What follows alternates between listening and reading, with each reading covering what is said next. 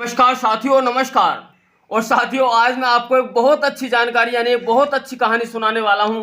अगर आप SC ST या OBC समाज से हैं या माइनॉरिटी से भी हैं तो आपको ये कहानी अवश्य सुननी चाहिए। ये कहानी साथियों वो कहानी है, यानी बहुत अच्छी कहानी है। अगर आप इसको पूरा सुनते हैं तो ईमानदारी से आपको पछतावा होगा अपने आप पर कि हम आज तक बहुत बड़ी गलती करते आ रहे हैं। इसको अवश्य सुने साथियों। उस समय केंद्र में कांग्रेस की सरकार रहा करती थी। सन बात 92 और 90-91 की है।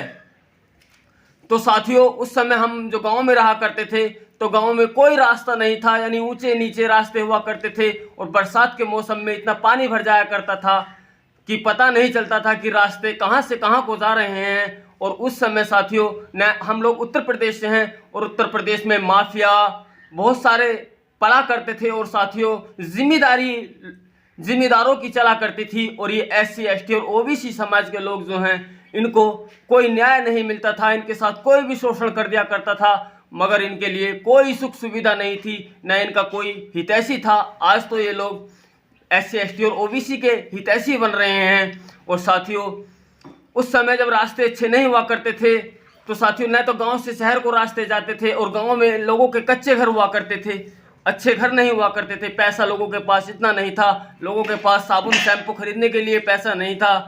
और गांव में लोग ठाली रहा करते थे, काम धंधा कुछ भी नहीं था साथियों।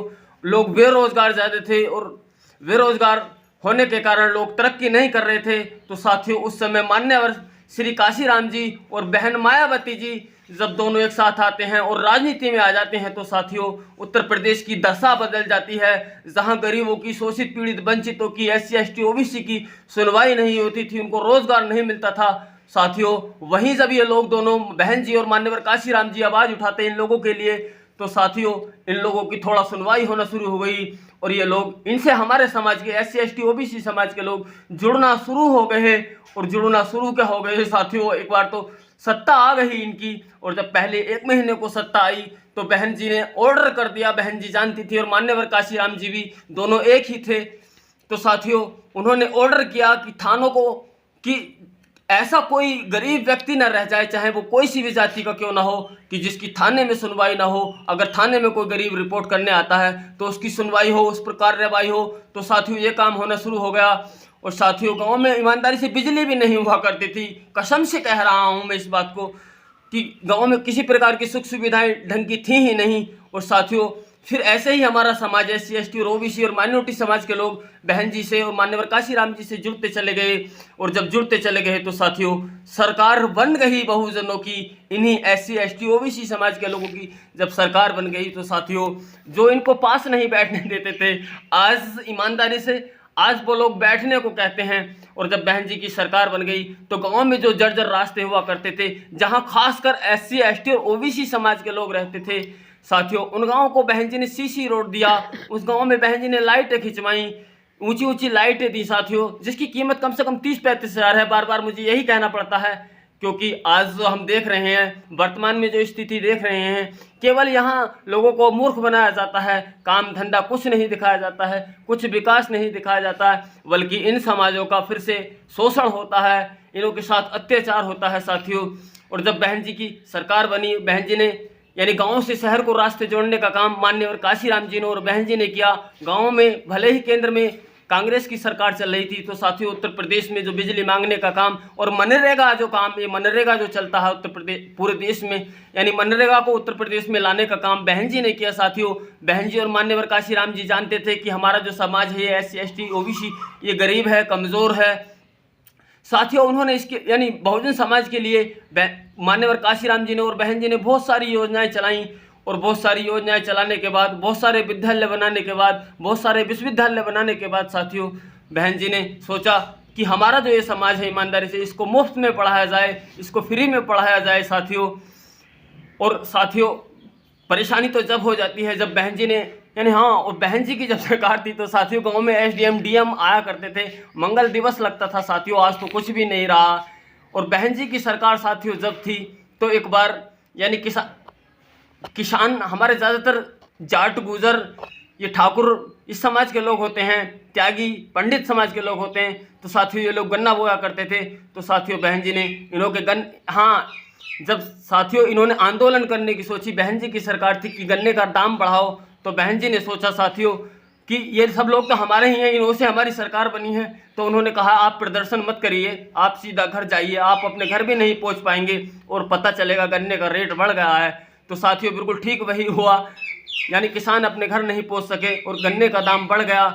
और साथियों बहन जी की सरकार में किसी प्रकार का कोई दंगा नहीं हुआ, किसी हिंदू को परेशानी नहीं आई, किसी मुस्लिम को परेशानी नहीं आई, किसी एससी वाले को परेशानी नहीं आई, किसी एसटी वालों को परेशानी नहीं आई, किसी ओबीसी को परेशानी नहीं आई, बल्कि ओबीसी समाज के सम्मान के लिए तो बहन जी ने बहुत काम किए, बहुत सारी पेंशनें चलाई, बहुत सारी योजना लेकर आए, बहुत सारे विश्वविद्यालय बनवाए ताकि इन लोगों का कल्याण हो सके। और साथियों इसी वजह से साथियों बहन जी को जो आयरन लेडी का दर्जा मिलता है वो सिर्फ इसी वजह से मिलता है कि बहन जी ने बहुत काम किए। मगर साथियों ये मीडिया जो गोदी मीडिया है, ये जो टीवीओ पे बैठने वाला मीडिया है साथियों, इन्होंने बहन जी के कामकाज को नहीं बताया। इन्होंने ओबीसी को ये नहीं बताया कि बहन जी और मान्यवर काशीराम जी ने आपके लिए काम किए हैं, आपको आरक्षण की व्यवस्था बहन जी और मान्यवर काशीराम जी ने की है साथियों। क्योंकि ये लोग सब ऊंची जातों के हैं, ऊंची जात के होने के कारण, जातिवादी होने के कारण साथियों इन्होंने सोचा कहीं ऐसा ना हो कि फिर से कहीं बसपा की सरकार आ जाए, और इन्होंने एक गलत अफवाह फैलाई कि एससी की सरकार है, बहन जी की सरकार में एससी एसटी यानी एससी एक्ट लगती है साथियों। इस तरह की गलत अफवाहें फैलाकर इन्होंने बहन जी का वोट काट दिया साथियों, और बहन जी का वोट काटने की वजह से ही बहन जी की सत्ता नहीं बन सकी, और सत्ता न बनने के कारण साथियों आज हमारा जो बहुजन समाज है ईमानदारी से, वो बहुजन समाज फिर से वो न्याय नहीं मिल पा रहा है, वो हिस्सेदारी नहीं पा रहा है, यानी उसको वो सम्मान नहीं मिल रहा है जो बहन जी की सरकार में मिलता है, जो बहन जी ने इन समाज के लिए काम किए हैं साथियों। अगर आप ईमानदारी से कह रहा हूँ तो 2007 से 12 तक का उनका बहन जी का जो इतिहास रहा उत्तर प्रदेश में, उसको खंगाल लीजिए। बहन जी की सरकार में साथियों शासन प्रशासन अनुशासन बहुत चुस्त रहा करता था, कोई भी गलत कार्य करता था उसके खिलाफ तुरंत कड़ी कार्रवाई होती थी, चाहे वो किसी भी समाज का क्यों नहीं होता था। बहन जी की सरकार में जातिवादी नहीं यानी गुंडों को सबक सिखाया जाता था, उन गुंडों को सबक सिखाया जाता था जो किसी को कमज़ोर जानकर, गरीब जानकर उन पर अत्याचार करते थे साथियों। मैं बार बार आपसे यही कहने का प्रयास कर रहा हूं साथियों कि आप सब समझदार हैं, मेरी बातों पर यकीन बाद में करें। पहले बहन जी का 2007 से जो 12 तक इतिहास रहा है उस पर नज़र डालें, उसे सर्च करें, उसको देखें परखें।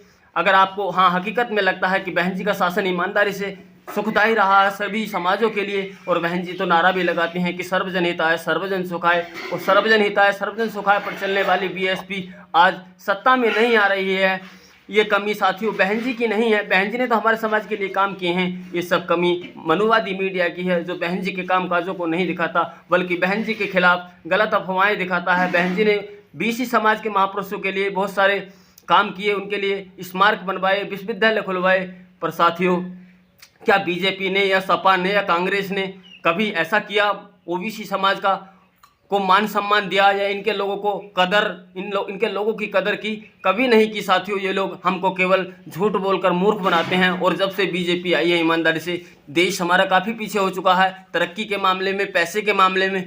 और साथियों वीडियो को काफ़ी लंबा ना करते हुए मैं सोच रहा हूं कि वीडियो को यहीं समाप्त किया जाए। साथियों अगर आपको मेरा वीडियो पसंद आया है तो वीडियो को जरूर लाइक करना और कमेंट करके बताना कि आप कहां से बोल रहे हैं, कहां से हैं। और साथियों अगर आप मेरे चैनल पर नए हैं तो प्लीज़ मेरे चैनल को जरूर सब्सक्राइब करो, अभी बिल्कुल अभी सब्सक्राइब करो और बेल को प्रेस करो, ताकि इस तरह की जानकारियाँ बहुजन समाज से जुड़ी जो आज टूटता चला जा रहा, कमज़ोर होता चला जा रहा साथियों, बीएसपी की सत्ता बनाकर फिर से हमारे समाज के लोगों को वही मान सम्मान स्वाभिमान मिल सके, आज़ादी से जीने का मौका मिल सके, उनको उनकी हिस्सेदारी मिल सके साथियों। चलता हूँ साथियों, जय भीम जय हिंद।